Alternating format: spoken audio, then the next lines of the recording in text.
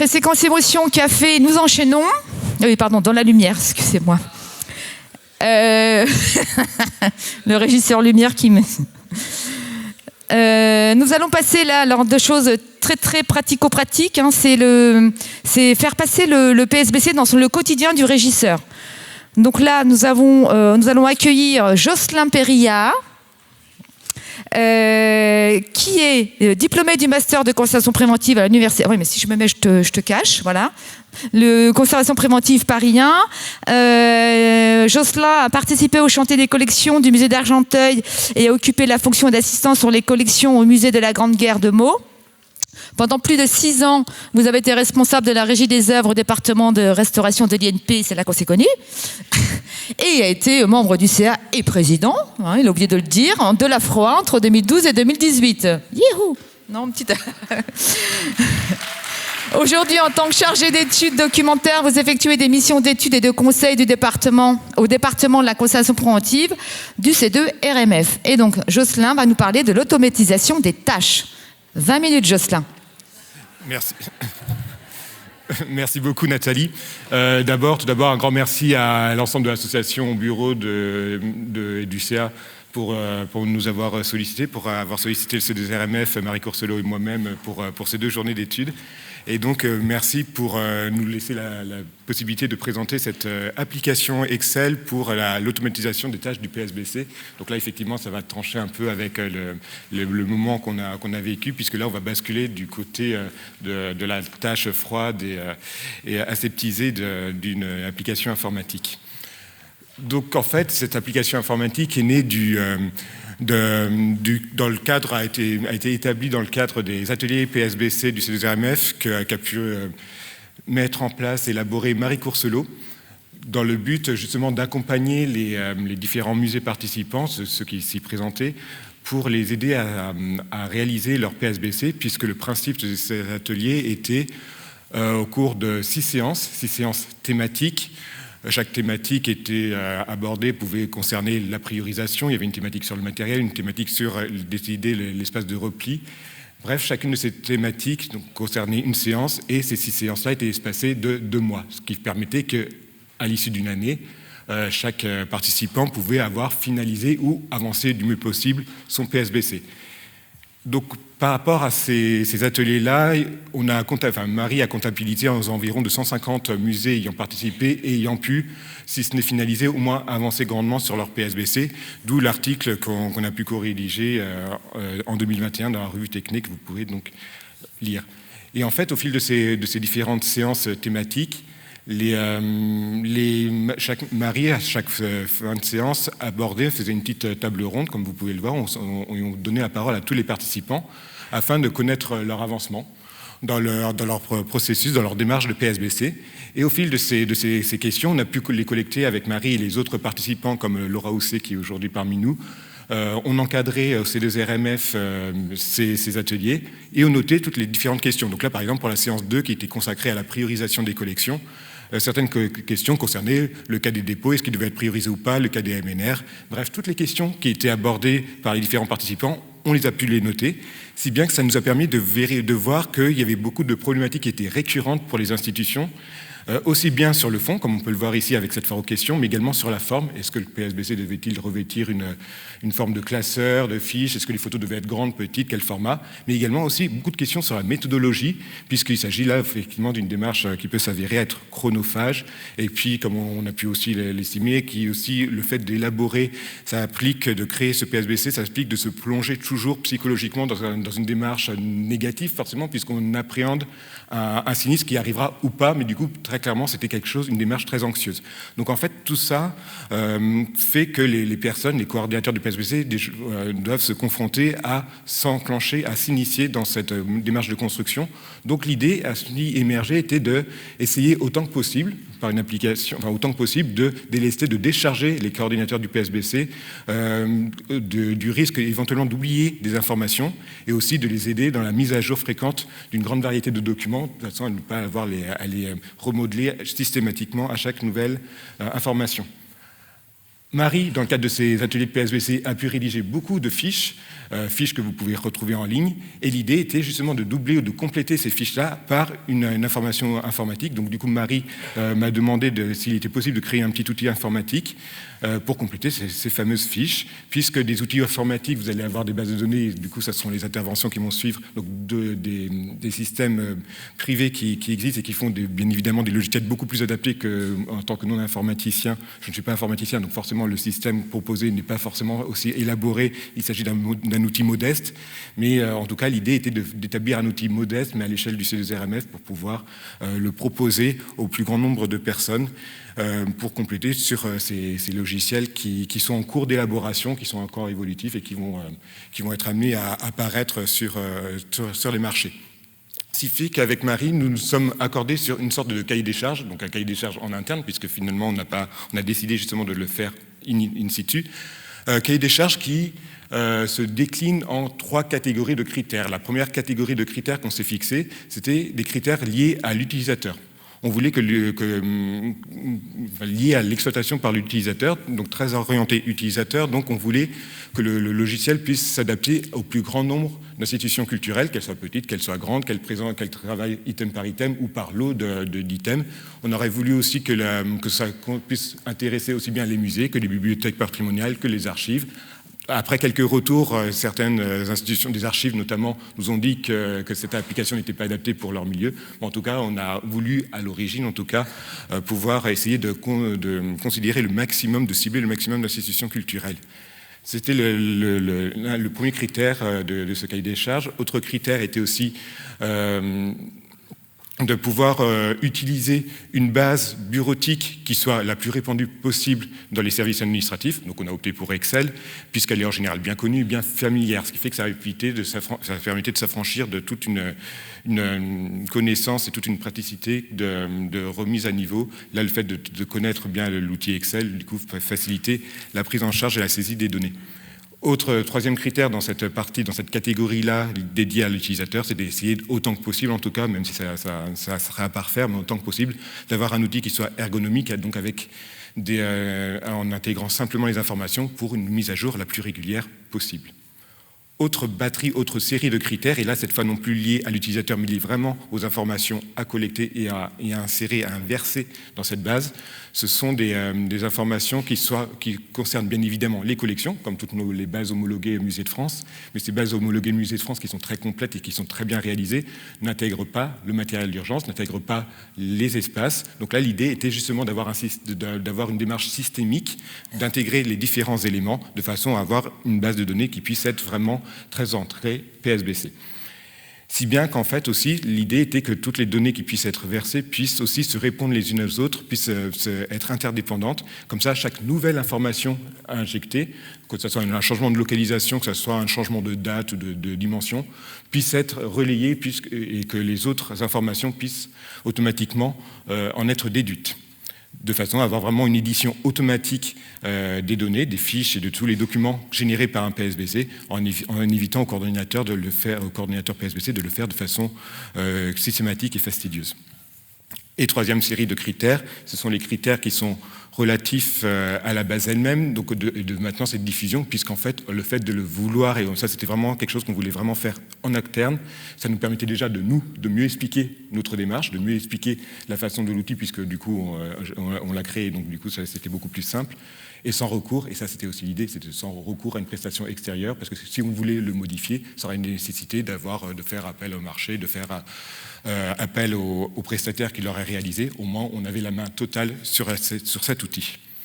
Et ayant la main totale sur cet outil, il s'agit d'une production totalement C2RMF qui nous a permis aussi de la mettre gratuitement, apportée à la disponibilité de tout le monde, de façon à ce qu'elle puisse effectivement être gratuitement diffusée. Elle a ses inconvénients, comme on va le voir plus tard, mais également au moins elle a le mérite d'être gratuite. Elle se trouve, alors du coup petit rappel, vous avez le site du C2RMF, dans la rubrique professionnelle, vous avez une sous-rubrique qui s'appelle fiches techniques, et dans cette sous-rubrique fiches techniques, vous aurez toutes les fiches du C2RMF produites par le C2RMF depuis sa création, autrement dit des fiches sur le climat, des fiches sur les insectes, donc différentes fiches, celles également à jour depuis ces 2 dernières années, et notamment dans la sous-rubrique bien culturelle, vous avez ici dans la boîte à outils les différentes fiches qu'a pu réaliser Marie Courcelot. Et ici, l'application, donc l'application téléchargeable sur format Excel, plus son mode d'emploi téléchargeable en version PDF. Et si jamais le PDF ne vous suffit pas, et si vous avez besoin justement d'avoir une meilleure visibilité ou une meilleure compréhension, vous avez le tutoriel via YouTube. Ça vous implique de m'écouter pendant 50 minutes et c'est pas forcément, ça va être difficile. Au-delà de ça, du coup, une fois qu'on a établi le cahier des charges, du coup, j'ai pu réaliser justement en fonction des besoins, en fonction de la vie de Marie, réaliser l'application elle-même, à proprement parler, qui, comme il s'agit d'un fichier Excel, bien évidemment, vous retrouvez vos différents onglets. Donc, il y a différents onglets ou feuillets, et ces feuillets sont interdépendants. Autrement dit, si on en supprime un ou si on change si on en supprime un, le reste il va y avoir des problèmes, un dysfonctionnement, puisque tous se répondent les uns les autres. Mais du fait, si on modifie les informations dans un des feuillets, forcément cette information-là va rejaillir dans les autres. Sauf pour les images, et celle-là, c'est le bas blesse ici, ça va être vraiment la gestion des images, puisque Excel, de manière générale, gère très très mal les images, si bien que les images devront à chaque fois être réinjectées et copier-coller, si bien que ça va forcément alourdir la base, mais ça, je vais y revenir au moment où j'ai abordé en conclusion les limites de l'application. Donc il s'agit donc le mode d'emploi, il est rattaché, soit il est téléchargeable, il est en vidéo ou il est typographie. Et aussi l'idée était de faire aussi en sorte que les documents puissent s'enregistrer en format PDF et ils sont tous configurés de façon à pouvoir être imprimés en format A4. Comme ça, au moins, on a tout est paramétré, il n'y a même pas besoin pour vous de mise en forme. A priori, tout a été réfléchi de façon à ce qu'on puisse éditer automatiquement et imprimer. Donc là, on retrouve notre structure Excel. Donc là, vous revoyez effectivement les différents onglets. Donc ça vous semble assez familier, les différents onglets ici. Le premier onglet, c'est le fameux mode d'emploi, mais que vous pouvez télécharger en format PDF. Et là, vous voyez bien la structure en cellule Excel. Le deuxième feuillet, c'est la liste de priorisation. Et c'est là où vous allez renseigner vos informations. Donc le classique, toutes les informations, les colonnes, alors elles sont plus nombreuses, mais en tout cas là, vous avez une visibilité sur les colonnes avec les éléments identitaires, que ça va être le titre, la dénomination, les dimensions et la localisation, et entre autres, les localisations. Vous avez suivi les colonnes violettes qui concernent la sensibilité de l'objet, sensibilité à l'eau ou sensibilité au suie, qui vont donc déterminer les critères de l'urgence. Ensuite, les colonnes bleues concernent les critères de priorisation, puisqu'il va y avoir la renommée de l'objet, il va y avoir si au sein de sa collection, est-ce qu'il a un intérêt majeur ou mineur, également sa rareté, et ça se finit par la valeur d'assurance qui va aussi vous permettre justement entre deux items qui ont à peu près la même valeur ou le même intérêt scientifique, on va pouvoir comme ça automatiquement les classer. Et les trois colonnes concernant les trois colonnes vertes, elles vont concerner la possibilité de mouvoir l'objet, de le transférer. Est-ce qu'il est inamovible ou est-ce qu'il est déplaçable? Par qui? En combien de temps? Et c'est qui, en bout de course du fichier Excel, vous allez avoir ces colonnes, un gris foncé assez frustre, mais en tout cas, ce sont les colonnes de déduction automatisée. La première colonne de déduction automatisée, vous voyez un P1, donc priorité numéro 1, qui apparaît en rouge, automatiquement en rouge, un P2 qui apparaît automatiquement en orange, pour à ce moment-là codifier, donc le code couleur c'est P1 c'est rouge, P2 c'est orange, et quand ça devient noir, c'est que c'est pas prioritaire. Donc là, il y a une déduction automatisée, et cette colonne de déduction automatisée dépend de ces 4 critères des colonnes bleues. La colonne sur l'évacuation, est-ce que c'est à évacuer ou est-ce que c'est à protéger sur place, est tributaire des 3 colonnes vertes en fonction des informations qui ont été renseignées. Petite précision, là les informations c'est des menus déroulants, de façon à éviter de toujours tout taper, de tout saisir avec un risque d'erreur. Vous avez un menu déroulant, ça vous facilite aussi, ça vous gagnez en rapidité pour saisir les informations. Donc tout ce qui est colonne colorée, violet, bleu et vert, c'est du menu déroulant. Enfin, la dernière colonne, il s'agit de la colonne, savoir est-ce que le traitement doit-il être urgent, congélation, lyophilisation, ou est-ce qu'il peut se faire en deuxième temps. Et ça, il découle de ce que vous aurez renseigné dans les 2 colonnes violettes.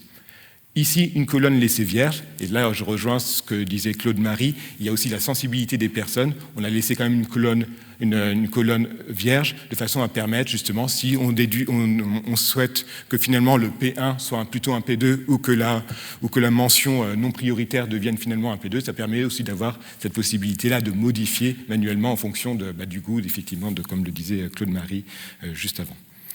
Donc là, rapidement, vous avez ici la liste de priorisation. Donc, qu'est-ce qui a déterminé automatiquement que ce soit un P1 rouge, un P2 ou un non prioritaire? Là, par exemple, une œuvre qui a une renommée internationale qui est majeure au sein de la collection ou pour la collection et qui est une pièce unique, elle sera automatiquement P1.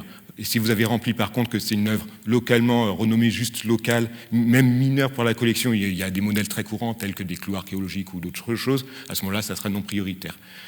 Et de la même façon, pour la mobilisation, si c'est déplaçable par 1 à 3 personnes et que le temps de déplacement est inférieur à 20 minutes, ça sera évacué. Par contre, si l'œuvre est considérée comme inamovible et que le temps d'usage d'outils spécifiques pompiers sera supérieur à 20 minutes, très clairement, elle sera protégée.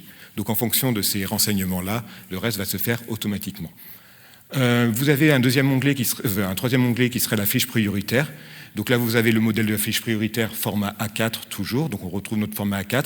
Vous avez ici un encadrement coloré qui se fait automatiquement aussi. La mise en forme colorée est automatique. Si, pareil, la mention prioritaire à évacuer ou traitement, tout se fait automatiquement.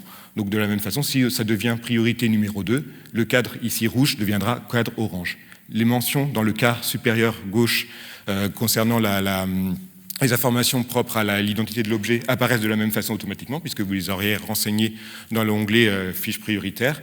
Par contre, et c'est ce que je vous avais dit, c'est que les photos, par contre, vous allez devoir les intégrer à la main. Pareil, là, ici, vous avez une petite icône pour localiser le petit plan sur le petit plan qui aura été intégré à la main ici, en tout cas pour cette partie-là de la fiche.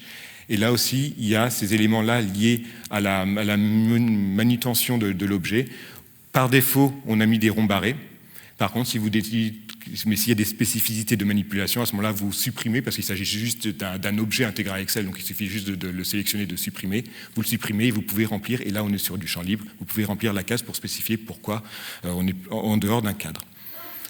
Autre onglet, autre fiche, c'est la cartographie. La fameuse cartographie, et cette fois elle est dynamique. Elle se repose sur une sorte de cartographie de bataille navale, puisque chacune des cellules est adressée. Donc telle cellule correspond à une localisation très précise.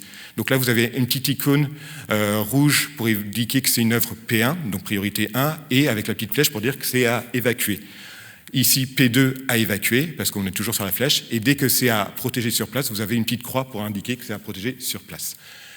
Et si jamais, dans mon fichier, dans mon onglet de localisation, je décide que finalement cette œuvre-là, P1, parce qu'on est dans une salle d'exposition qu'elle a été transférée de la salle 4 à la salle 3, si je modifie mon tableur, mon premier onglet en disant que finalement c'est pas salle 4 mais ça sera salle 3, automatiquement, et ça vous n'avez rien à bouger, automatiquement cette icône-là arrivera ici, parce que vous auriez fait en amont l'adressage. Donc l'adressage, il est fastidieux, il est un peu long à faire, il est rapide finalement, une fois qu'on a compris comment faire, c'est assez rapide, mais enfin bon, ça reste quand même une tâche fastidieuse, parce que ça veut dire que vous pouvez peut-être souhaiter chacune de ces cellules les indiquer, mais une fois que c'est fait, en fonction du mouvement, c'est fait une fois pour toutes. Et comme je vous l'avais indiqué aussi, il y a la volonté aussi d'insérer, donc au-delà des informations liées à l'espace, aussi les informations liées au matériel d'urgence. Donc là, vous avez plus de 90 références de produits. Donc chaque ligne correspond à un produit qu'on va qualifier comme indispensable. Enfin, en tout cas, vous avez ici des colonnes indispensables. Ici, une colonne indiquant si, idéalement, il doit être présent en X quantité. Là, dans la réalité, là par exemple, ici, il faudrait avoir ce produit en 10 fois. Dans la réalité, il est là uniquement 8 fois, ce qui fait qu'automatiquement, vous avez cette colonne-là qui dit, de pointage, qui dit, ben voilà, comme votre idéal est de 10 et que vous en avez que 8, il vous en faudrait 2 de plus. Donc ça se fait automatiquement. Les colonnes pourpres ici donnent les références de type, donc on a deux fournisseurs, vous avez aussi la possibilité de rajouter votre propre fournisseur, donc un troisième fournisseur, et en fait, ça vous permet aussi d'avoir le prix moyenné. Et en fait, en fin de course donc derrière, sur les colonnes qui vont suivre, vous avez une automatisation du budget que cela va vous coûter. Par exemple, ici, comme on estime qu'il faut 2 quantités pour cette ligne-là et que le prix moyenné pour cette ligne-là est en l'occurrence ici, 2,99 €, à ce moment-là, automatiquement, on va déduire qu'il faudrait 6 € pour cette ligne-là. Tout sera additionné, et ce qui fait que vous pouvez, alors là vous ne le voyez pas, mais vous avez ici coût acheté à prévoir. Autrement dit, on sait que pour l'année N+1, il nous faudra 3 500 € rien que pour le matériel indispensable. Pour le matériel secondaire, 500 €, enfin 600 € pour arrondir, et 800 €. Donc tout ça, ça se fait et ça va vous faciliter le budget. Après, le format, comme je vous l'ai indiqué, le tout est configuré pour être édité en format PDF et donc imprimable en format A4, comme vous pouvez le voir ici. Ce qui fait qu'en guise de conclusion, bien évidemment, c'est un modèle qui s'avère être modeste, mais qui a le mérite d'exister et qui est donc gratuit, mais qui forcément présente quelques limites et quelques écueils, puisque déjà il y a un petit temps quand même de prise en main qui est quand même nécessaire. Ça doit être un Excel, il faut quand même un peu se familiariser et apprivoiser cet outil. Même si vous avez un mode d'emploi qui est rédigé, mais au moins je vous invite à utiliser le mode d'emploi filmé si vous souhaitez utiliser cette base-là. Et surtout aussi, le gros problème, c'est la gestion des images, parce qu'il faudra le répéter chaque partie. Il faut toujours faire des copiés des JPEG que vous souhaitez insérer, ce qui fait que plus vous allez insérer des images, plus vous allez alourdir la base Excel qui n'est pas prévue pour.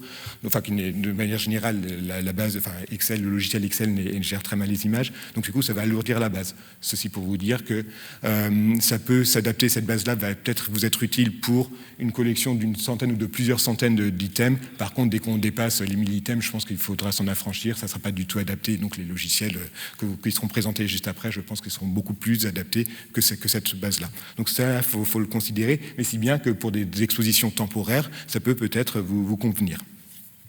Aussi, autre problème, et je pense que c'est un problème aussi lié que d'autres bases connaissent, ce sont les problématiques de mise à jour. Cette base-là est valable uniquement si tout le processus a bien été mis à jour, à moins de faire des impressions régulières tous les vendredis soirs, mais ça devient très fastidieux, mais ça c'est valable pour toutes les bases. Et enfin, et c'est là aussi, du coup, par rapport aux interventions de ce matin, et notamment les derniers moments de Madame Claude Marie, c'était aussi sur à quel moment doit-on automatiser et à quel moment le cerveau humain doit prendre le relais. L'automatisation a forcément une limite, et jusqu'où peut-on automatiser le PSBC. Et donc ça, ce sont les problématiques inhérentes au concept même de faire une base informatique là-dessus. À quel moment le contrôle humain doit-il prendre le relais, et comment aussi modifier ce qui est proposé automatiquement. Et enfin, il va véritablement pour conclure, cette dernière encart, en fait, cette application, certaines personnes l'ont déjà téléchargée, certaines institutions de différentes natures, des châteaux-musées, des musées de différents formats, des institutions, des églises l'ont téléchargée. C'est en cours de saisie, donc du coup, on a des relais, donc on peut encore la modifier. Et ce qui fait qu'elle n'a jamais été éprouvée, ne serait-ce que dans le cadre d'un exercice, donc tout est encore à voir.